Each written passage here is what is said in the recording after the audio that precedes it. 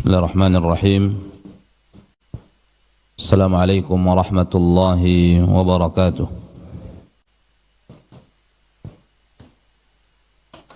Alhamdulillahi rabbil alamin. Wabihi nasta'inu ala umuri dunya waddin. Wa ashhadu an la ilaha illallah wahdahu la sharika lah. Wa ashhadu anna Muhammadan abduhu wa rasuluh. Sallallahu alaihi wa ala alihi wa ashabihi wa man tabi'ahum bi ihsanin ila yaumiddin wa sallama tasliman katsira, amma ba'd. Allahumma 'allimna ma yanfa'una wanfa'na bima 'allamtana. Allahumma shrah bil ilmi sudurana wa nawwir qulubana وصحبه أجسادنا إنك على كل شيء قدير. اللهم أصلح لنا شأننا كله ولا تكلنا إلى أنفسنا طرفة عين. اللهم زدنا علما وارزقنا فهما. معاشر الإخوة حاضرين حاضرات كمسلمين كمسلمات مشاهدين مشاهدات yang dimuliakan oleh Allah Azza wa Jal,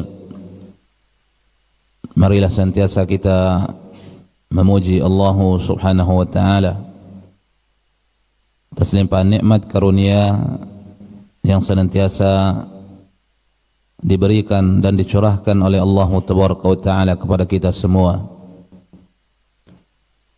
Kita masih bisa melakukan kewajiban yang diwajibkan oleh Allah Azza wa Jal, kewajiban yang begitu tinggi kedudukannya, yaitu kewajiban salat.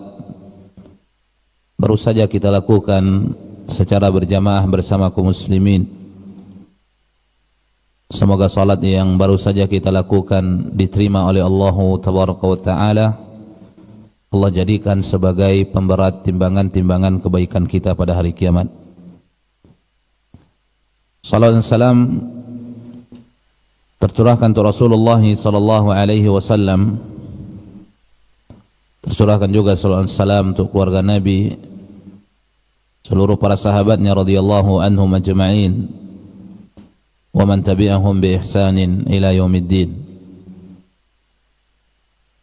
Selesai kita ma'asyar muslimin membaca pembahasan di dalam kitab Al-Kabair, pembahasan yang ke-26,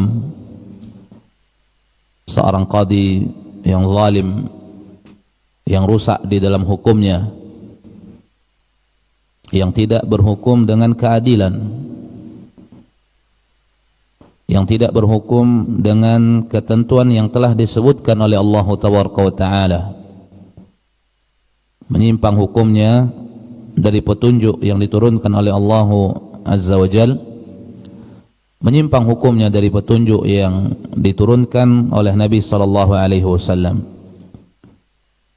Dan betapa banyak hadis-hadis yang telah kita baca dalam pembahasan tersebut, semuanya mengacu kepada satu titik: besarnya ancaman bagi seorang qadi yang su' tadi.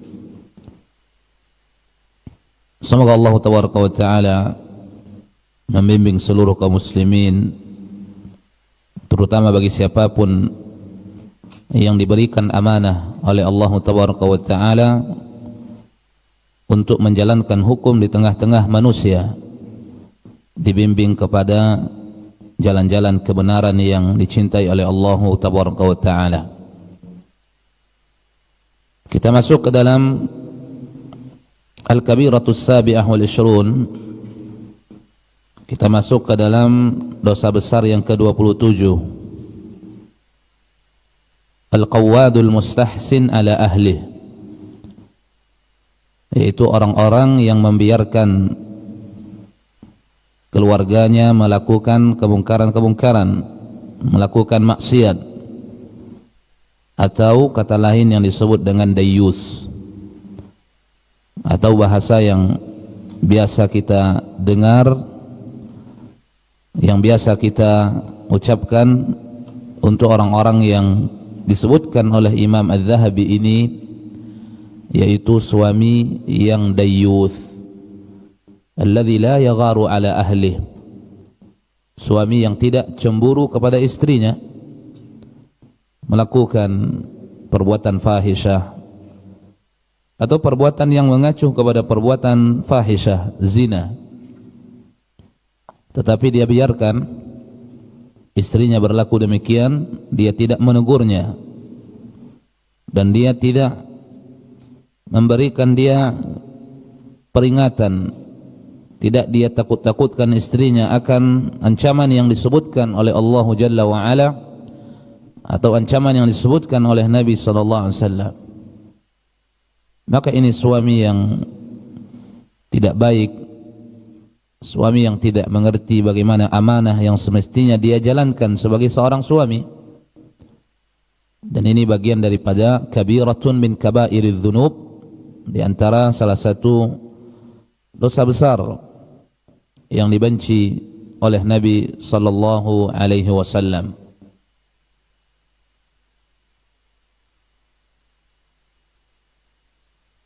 Beliau mengatakan, qala Allah Ta'ala, dalil yang pertama yang beliau angkat, ini pembahasannya beliau bawakan tidak panjang, hanya beliau menyebutkan dua dalil saja. Kemudian setelah itu beliau menyebutkan beberapa kalimat. Dalil yang pertama beliau membawakan dalil di dalam surat An-Nur ayat 3. Qala Allah tabaraka wa ta'ala, وَالزَّانِيَةُ لَا يَنْكِحُهَا إِلَّا زَانٍ أَوْ مُشْرِكٍ وَحُرِّمَ ذَلِكَ عَلَى الْمُؤْمِنِينَ. وَالزَّانِيَةُ لَا يَنْكِحُهَا إِلَّا زَانٍ أَوْ مُشْرِكٍ وَحُرِّمَ ذَلِكَ عَلَى الْمُؤْمِنِينَ. Wanita-wanita yang penzina, az-zaniyatu, wanita-wanita yang penzina, la yankihuha illa zanin, tidaklah menikah dengannya kecuali laki-laki penzina juga, atau musyrik, atau laki-laki musyrik, wa hurrima dzalika 'alal mu'minin, dan hal itu diharamkan bagi laki-laki yang beriman. Di dalam pembahasan fikih ma'asyarul muslimin ada satu pembahasan yang disebut dengan Kitabul Munakahat, pembahasan pernikahan yang terkait dengan ahwal syahsiyah, fikih hukum seputar keluarga. Ada salah satu pembahasan, yaitu pembahasan munakahat. Di dalam pembahasan munakahat itu ada pembahasan lagi yang disebut dengan al-muharramat, yaitu wanita-wanita yang diharamkan untuk dinikahi oleh seorang laki-laki. Siapa saja wanita-wanita yang diharamkan baginya untuk dia nikahi, kalau dia menikah dengannya maka pernikahannya tidak sah, disebut dengan al-muharramat. Dan al-muharramat ini terbagi-bagi, secara garis besar terbagi kepada dua. Yang pertama, al-muharramatu ilal amadi wal muharramatu ilal abad. Wanita-wanita yang haram dinikahi oleh laki-laki sampai kepada waktu-waktu yang ditentukan, artinya tidak selama-lamanya. Kalau sudah sampai kepada ketentuan waktu, batasan waktu yang disebutkan, maka setelah itu wanita tadi boleh dinikahi oleh laki-laki tersebut. Kemudian ada al-muharramat ilal abad, haramnya wanita tersebut bagi kaum laki-laki tersebut selama-lamanya. Ini muharramat dari sisi nasab, sampai kapanpun tidak akan bisa menjadi halal, sampai kapanpun tidak akan pernah lepas hukum haramnya, disebut dengan al-muharramatu ilal abad. Al-muharramatu ilal amad, wanita-wanita yang haram untuk dinikahi oleh laki-laki sampai kepada limit waktu yang ditentukan, salah satunya wanita penzina. Jadi kalau ada seorang laki-laki cenderung hatinya kepada seorang wanita, ternyata wanita ini zaniah, penzina, kerjanya melakukan pelacuran, iyadzan billah, tetapi laki-laki ini cenderung hatinya kepada wanita ini, entah dari sisi kecantikannya, dari sisi hartanya. Bicara dari sisi agama, tentu tidak, karena wanita melakukan perbuatan fahisyah. Tapi bisa jadi seorang laki-laki tadi tertarik kepada wanita itu, mungkin dia berharta, mungkin dia memiliki kecantikan, ada kelebihan-kelebihan yang lain, yang itu pasti bukan dari kelebihan agamanya, karena dia wanita pemaksiat. Maka ketahuilah, haram bagi laki-laki tadi menikahi itu wanita. Apa kata Allah? Wa hurrima dzalika 'alal mu'minin. Pernikahan itu haram, wanita itu haram bagi orang-orang yang beriman, kata Allah tabaraka wa taala. Makanya di dalam Al-Muharramat tadi disebutkan az-zaniyatu hatta tatuba, wanita-wanita penzina sampai dia bertaubat. Kalau sudah bertaubat wanita tadi, baru boleh dinikahi oleh laki-laki yang beriman. Tapi kalau wanita tadi masih melakukan perbuatan fahisyah, walam tatub ilallah, dia tidak, atau dia belum bertaubat kepada Allah tabaraka wa taala, haram bagi laki-laki yang beriman. Allah yang mengatakan wa hurrima dzalika 'alal mu'minin. Timbul pertanyaan, lalu apa hubungan ayat ini dengan pembahasan yang kita sebutkan tadi? Kenapa Imam Az-Zahabi mengangkat ini ayat sebagai dalil? Kenapa Imam Az-Zahabi membawakan ini ayat sebagai dalil? Seakan-akan tidak ada hubungannya. Tadi judulnya apa? Dayyus, suami yang tidak cemburu kepada istrinya ketika istrinya melakukan maksiat, apalagi maksiat yang bisa mengotori kesucian dirinya. Kemudian dalilnya, wanita penzina tidak boleh dinikahi kecuali oleh laki-laki yang penzina atau laki-laki yang musyrik. Hal itu haram bagi seseorang yang beriman kepada Allah tabaraka wa taala. Kenapa Imam Az-Zahabi membawakan ini ayat? Apa hubungannya? Sudah jelas ada hubungannya. Tapi kalau dilihat dengan kasat mata saja, ini seakan-akan tidak ada hubungannya.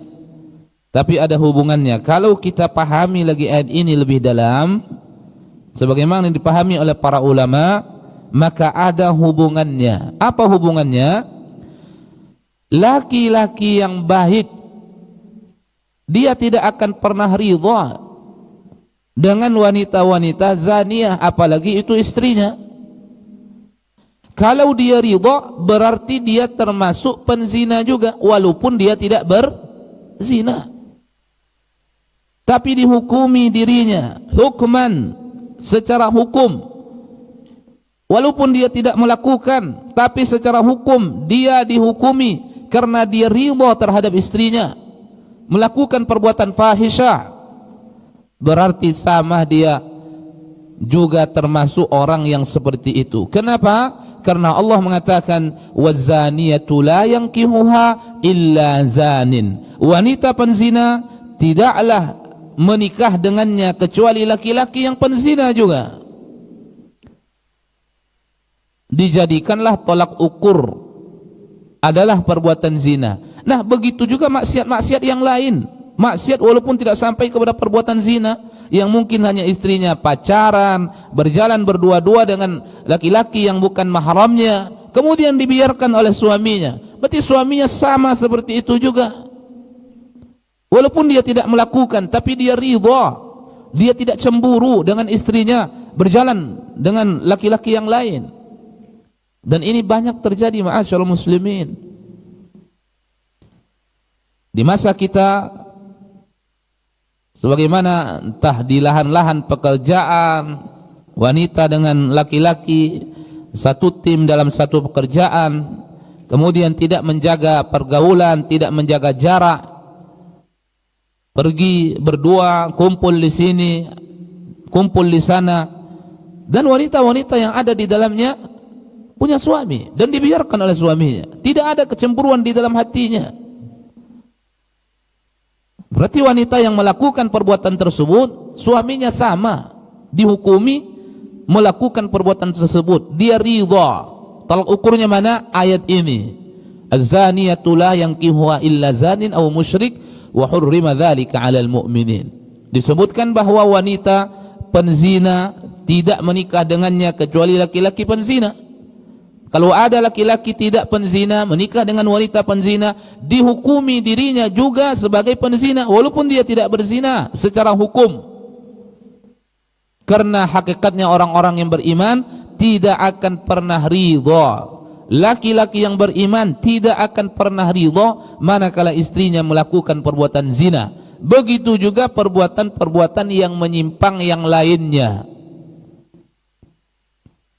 Nah, ini hubungannya. Jadi dijadikan tolak ukurnya oleh Imam Az-Zahabi yaitu zina, dan juga perbuatan-perbuatan yang lain sama berarti. Istrinya melakukan kemaksiatan, keluar dari rumah tidak menutup aurat, auratnya dilihat oleh laki-laki lain, mencari kesempatan, dan itu dibiarkan oleh sang suami tadi. Bahkan tidak sedikit ma'asyarul muslimin, seorang suami merasa bangga memperlihatkan kecantikannya, aurat istrinya, memperlihatkan kecantikan istrinya, aurat istrinya kepada laki-laki yang lain, berbangga dengannya. Ini dayus, dan dayus ini diancam dengan ancaman yang keras oleh Nabi SAW, yang seharusnya kecantikan istrinya hanya untuk dirinya, tetapi dia berbangga memperlihatkan kecantikan istrinya, aurat istrinya kepada laki-laki yang lain, agar laki-laki itu memuji istrinya dan dia berbangga dengannya dan dia senang dengan pujian itu. Ini suami yang tidak benar. Ini suami yang tidak mengerti akan agama yang disebutkan oleh Nabi dengan dayuth, dan dayuth ini diancam oleh Nabi sallallahu alaihi wasallam.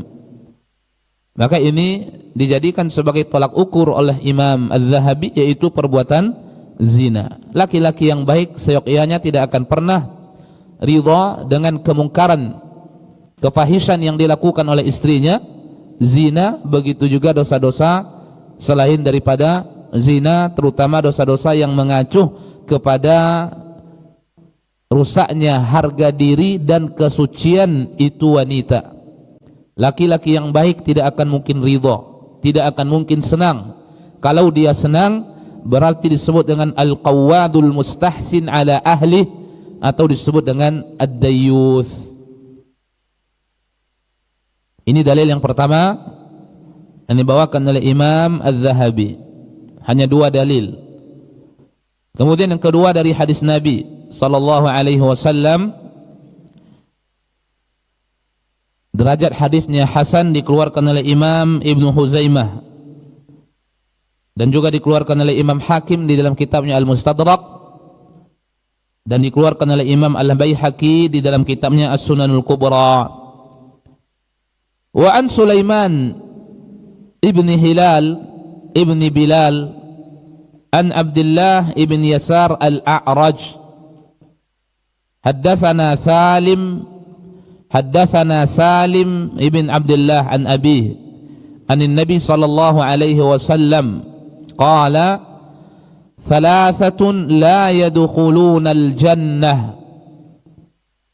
العاق والديه والديوث ورجيلة النساء. إسناده صحيح lakin ba'duhum yaqul an abih an Amr marfu'an. Berkata Imam Az-Zahabi dari Sulaiman ibn Bilal, dari Abdullah bin Yasar al-A'raj, haddatsana Salim, bercerita kepada kami Salim bin Abdullah dari ayahnya, Disebutkan di dalam sebagian kitab an abihi an Amr marfu'an dari Nabi sallallahu alaihi wasallam, "Thalathatun la yadkhulunal jannah." Ada 3 golongan manusia yang tidak akan masuk ke dalam surga.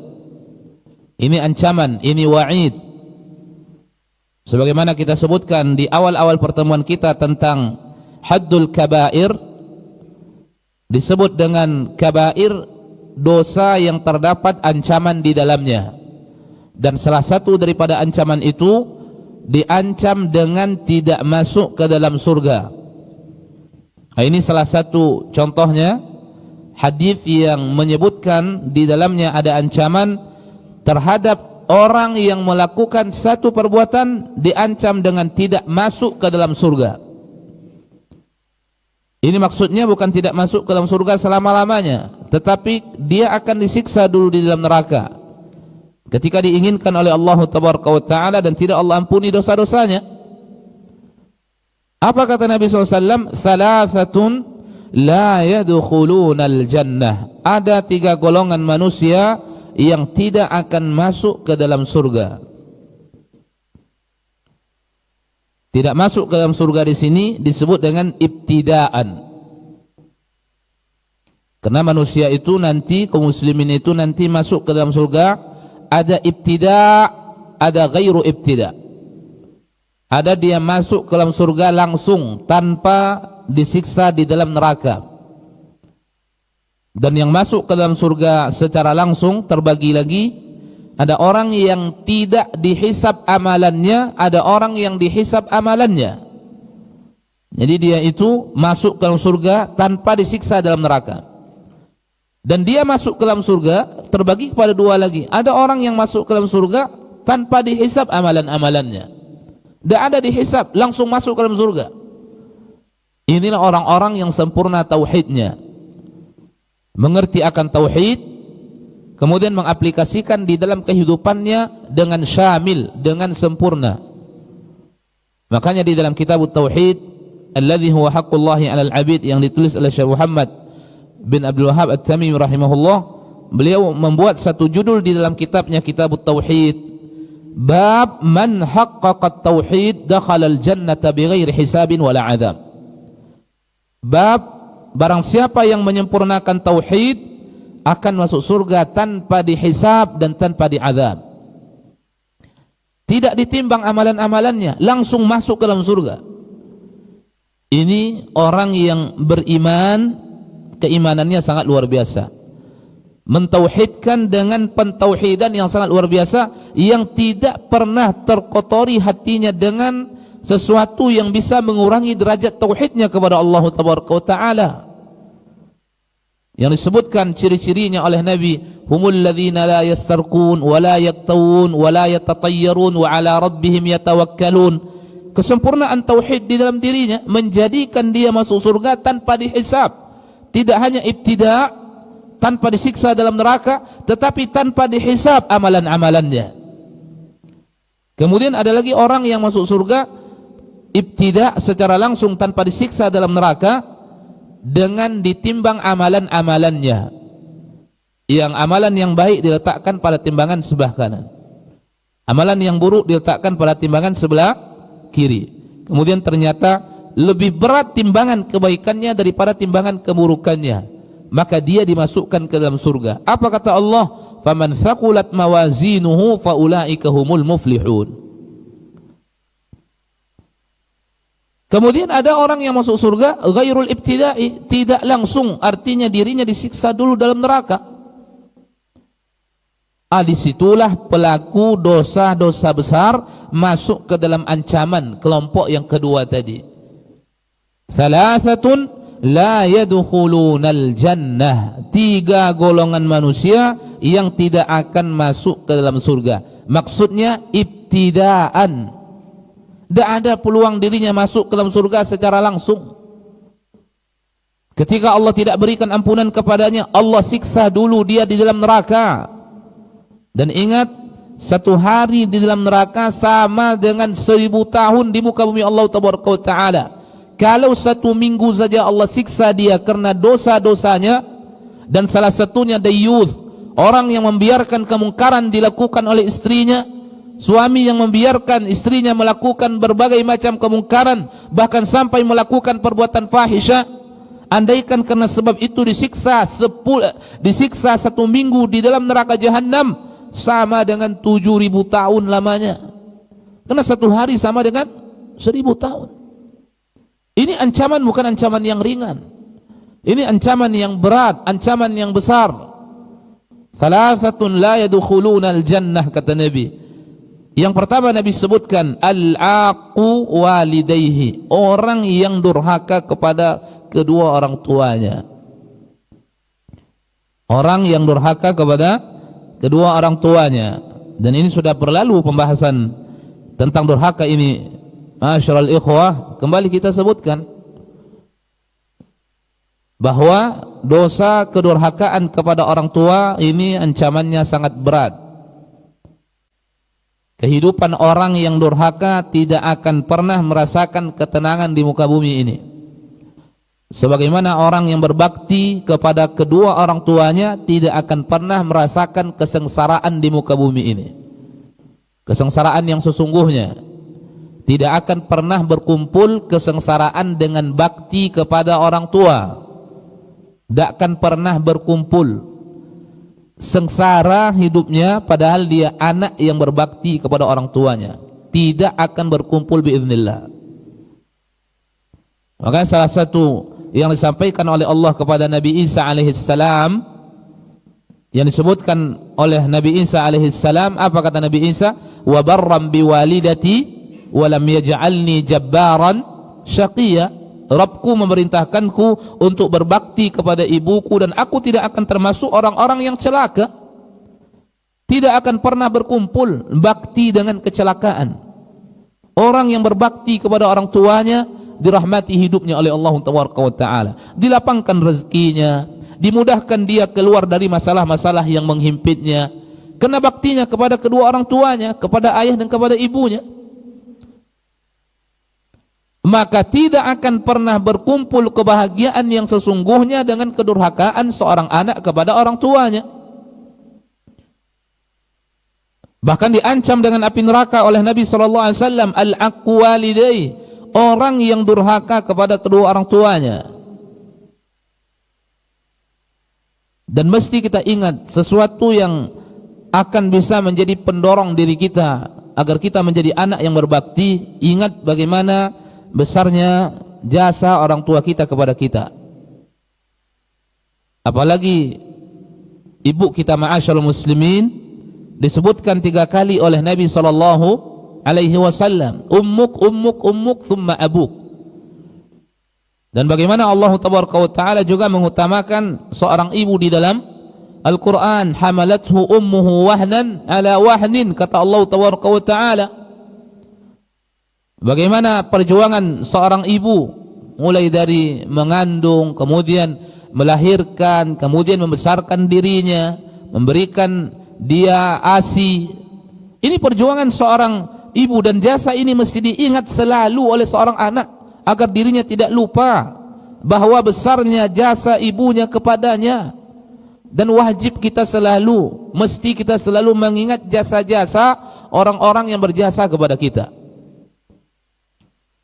Apa kata Allah Taala? Wala tansawul fadla bainakum. Jangan kalian mudah melupakan karunia yang tertebar di tengah kalian itu. Kalau jasa orang lain saja kita ingat, apalagi jasa kedua orang tua kita, jasa teman kita kepada kita, atau jasa siapapun yang pernah melakukan kebaikan kepada kita.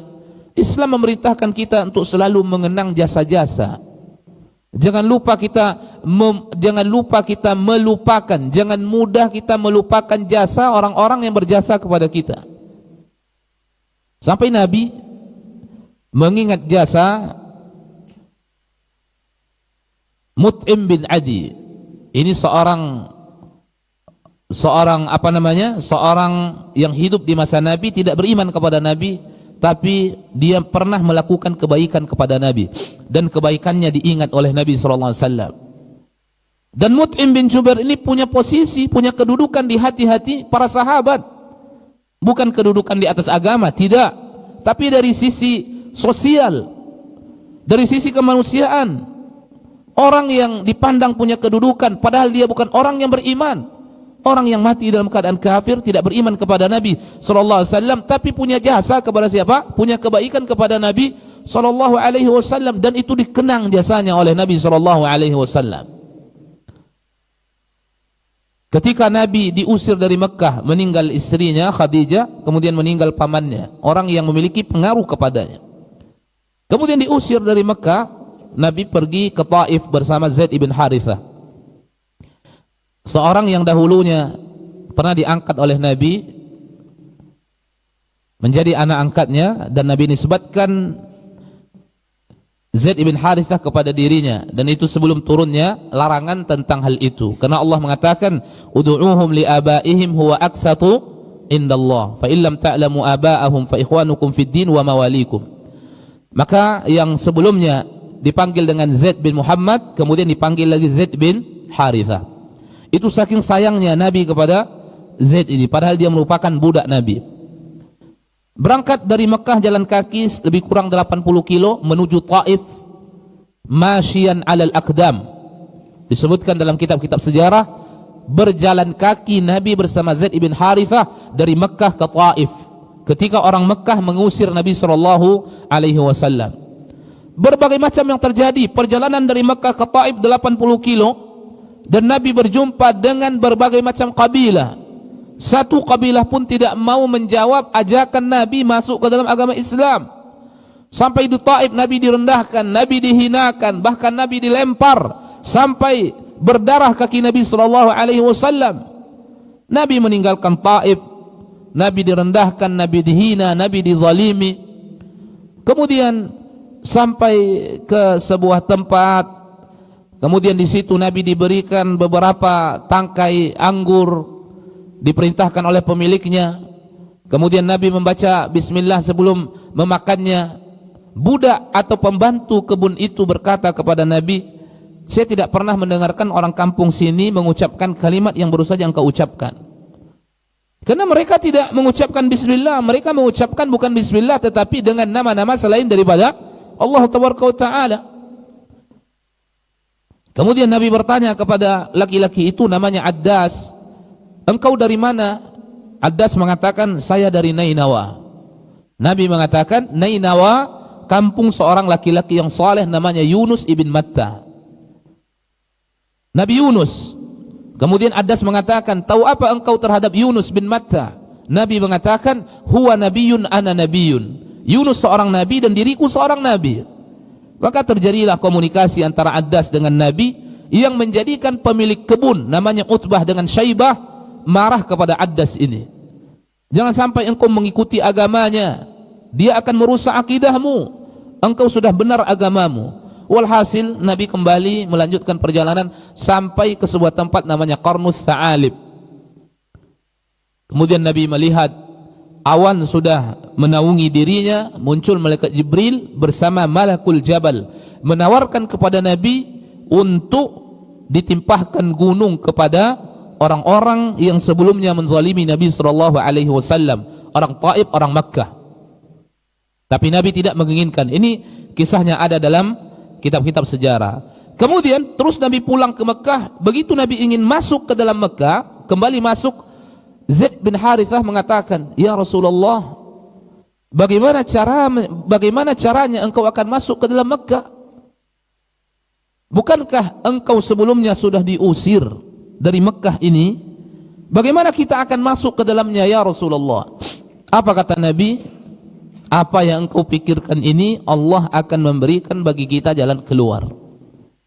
Begitu sampai di kota Mekah, kembali Nabi ke Mekah, maka Nabi meminta perlindungan kepada salah seorang yang ada di Mekah, dan dia tidak mau memberikan perlindungan kepada Nabi. Dia takut. Kemudian pergi lagi Nabi kepada seseorang meminta perlindungan, karena andaikan ada satu yang memberikan perlindungan, terlindungi Nabi sallallahu alaihi wasallam. Begitu. Kalau sudah satu memberikan perlindungan, maka yang lain tidak boleh lagi mengusiknya. Dalam Islam juga begitu. Kalau ada satu memberikan perlindungan kepada seseorang, maka cukup dengan satu perlindungan itu, yang lain memberikan dia perlindungan, perwakilan. Kemudian yang kedua juga tidak mau memberikan perlindungan kepada Nabi. Yang ketiga namanya Mut'im bin Adi. Diminta perlindungan oleh Nabi SAW kepada Mut'im bin Adi, fa'ajarahu, maka diberikanlah oleh Mut'im bin Adi perlindungan kepada Nabi SAW.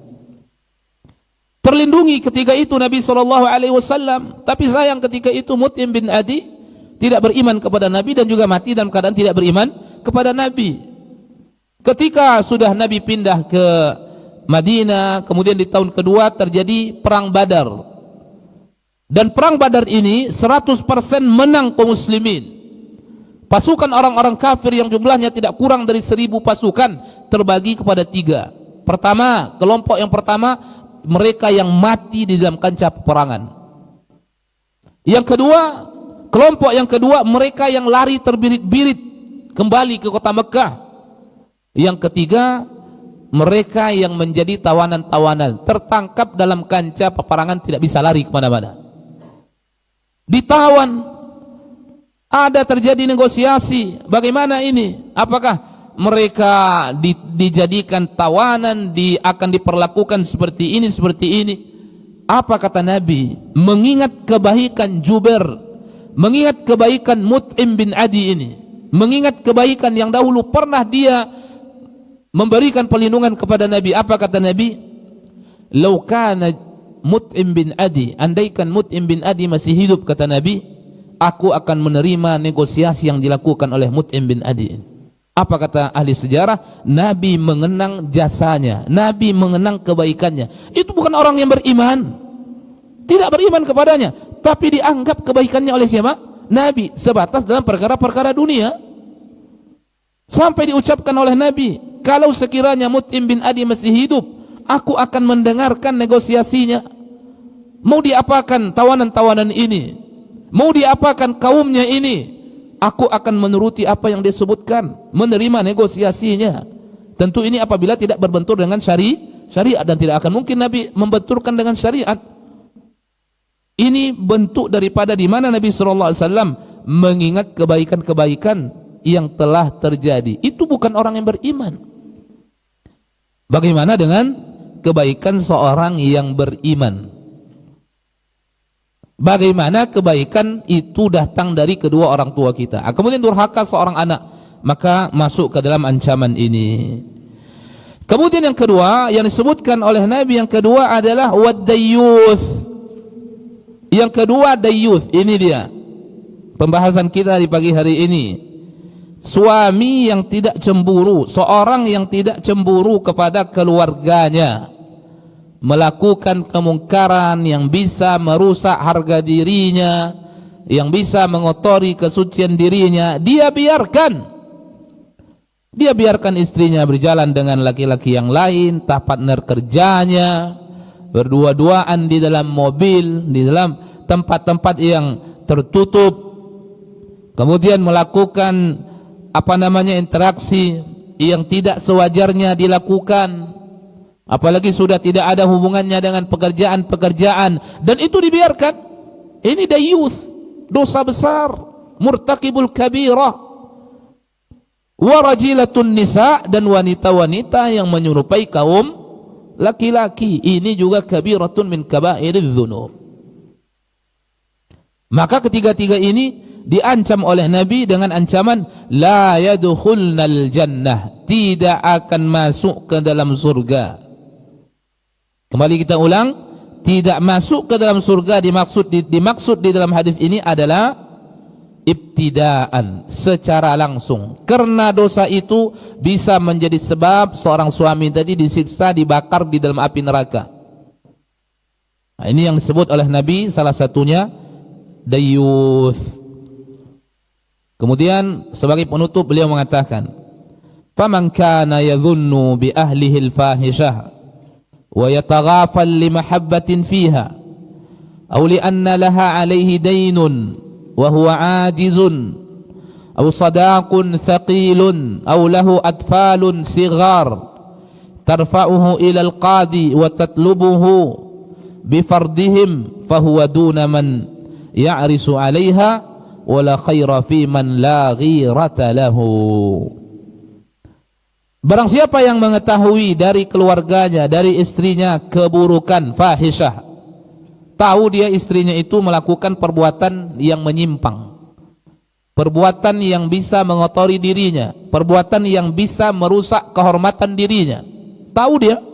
Dan banyak suami seperti itu sekarang, tahu dia tapi dia biarkan. Tahu menelpon laki-laki yang lain depan suaminya dengan lemah lembut, dengan ucapan-ucapan yang tidak pantas diucapkan, tapi dibiarkan oleh suaminya. Tahu dia. Wa yataghafal li mahabbatin fiha, dan dia berlalai-lalai terhadapnya. Dan kelalaian itu muncul karena beberapa sebab.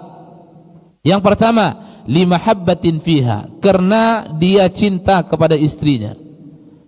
Saking cintanya, takut dia istrinya meninggalkan dirinya, maka dia biarkan saja istrinya melakukan hal yang seperti itu. Yang penting dia tidak meninggalkan istrinya, tidak meninggalkan dirinya. Li mahabbatin fiha aw li anna laha alaihi dainun, atau bisa jadi seorang suami tadi punya hutang kepada istrinya, wa huwa ajizun, dan dia lemah untuk menunaikan hutangnya. Suami istrinya orang yang berharta, suaminya gajinya pas-pasan saja, maka tidak bisa suami ini memberikan nafkah yang banyak kepada istrinya, bahkan dirinya yang memakan harta istrinya. Maka kemungkaran istrinya dia diamkan. Dia tidak tegur istrinya ketika istrinya melakukan kemungkaran-kemungkaran itu, karena merasa berhutang budi kepada istrinya.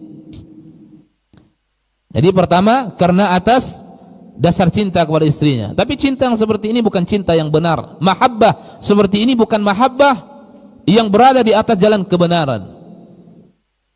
Atau tadi yang kedua, karena suami tadi memiliki hutang kepada istrinya dan dia tidak bisa menunaikan hutangnya. Istrinya lebih kaya dari dirinya dan dia justru yang diberikan harta oleh istrinya, maka dia tidak bisa apa-apa. Ingin ditegur, dia memakan harta istrinya. Ingin ditegur, dia hidup bersama istrinya. Istri yang memberikan dia pakaian, yang memberikan dia baju atau semisal dengannya, maka sungkan dia menegur istrinya. Au sadaqun thaqil, atau masih ada kewajiban mahar yang begitu berat. Karena mahar di dalam Islam secara hukum sah-sah saja, tidak tunai. Mahar di dalam Islam ketika menikah sah-sah saja, tidak tunai. Bagaimana maharnya tidak tunai dan itu besar? Itu menjadi hutang bagi suami tadi dan dia tidak bisa melunasinya. Maka sungkan, takut, segan, dia biarkan istrinya tadi. Aulahu atfalun sigar, atau dia mempertimbangkan ada anak-anak yang masih kecil. Sebagai pertimbangan dalam beberapa masalah dalam rumah tangga, pertimbangannya anak ini sah-sah saja. Tapi bukan dalam kasus apa? Bukan dalam kasus kemungkaran-kemungkaran. Ini dalam kasus-kasus yang lain yang mungkin masih ada cara penyelesaiannya. Maka jangan terburu-buru berpisah karena menimbang siapa? Menimbang anak-anak yang masih kecil, bisa nanti terlantar hidupnya. Tapi bukan dalam perkara-perkara fahisyah. Kalau perkara udahlah saya tidak mau berpisah dengannya, kasihan anak-anak, terus biarkan istri yang melakukan kemungkaran, ini tidak benar. Tapi kalau dalam kasus-kasus yang tidak merusak kesucian diri, yang tidak merusak kehormatan diri, mungkin bisa menjadi pertimbangan ini anak-anak ini. Jangan buru-buru berpisah. Ingat anak, ketika berpisah bisa jadi anak ini mentalnya rusak, bisa jadi terganggu nanti. Tapi bukan dalam kasus-kasus fahisyah. Oh demi anak biarkan istrinya berzina. Oh demi anak biarkan istrinya dengan laki-laki yang lain. Ini tidak benar. Pertimbangannya aulahu atfalun sigar tarfa'uhu ilal qadi wa tatlubuhu bifardihim. Takut dengan hal-hal yang seperti ini, istrinya tadi akan mengangkat masalahnya kepada qadi dan menuntut dirinya untuk menunaikan segala kewajibannya. Tah dia masih berhutang tadi, mas kawin yang belum dibayar, sehingga dia mengangkat perkaranya ke qadi, ke hakim untuk menuntut, dan dia takut. Fahuwa duna man ya'ris 'alaiha. Itu bukan laki-laki yang baik, yang menjadi mempelai bagi istrinya, yang menjadi suami bagi istrinya. Apa kata beliau yang terakhir? Wala khaira fi man la ghirata lahu. Tidak ada kebaikan di dalam diri seorang suami yang tidak memiliki sifat cemburu kepada keluarganya, kepada istrinya, dan secara umum juga kepada anak-anaknya. Ini dosa besar yang mesti kita ingat, ma'asyarul muslimin, mustami'in, mustami'at, dan insyaallah kita lanjutkan di pertemuan berikutnya. Dosa besar yang ke-28, yaitu laki-laki yang menyerupai wanita, wanita yang menyerupai laki-laki. Naktafi bihadzal qadar. Subhanakallahumma bihamdik, asyhadu an la ilaha illa anta wa astaghfiruka wa atubu ilaik.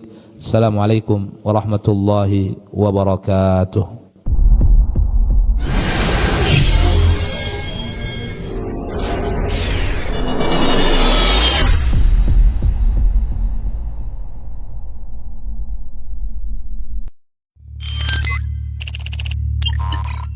You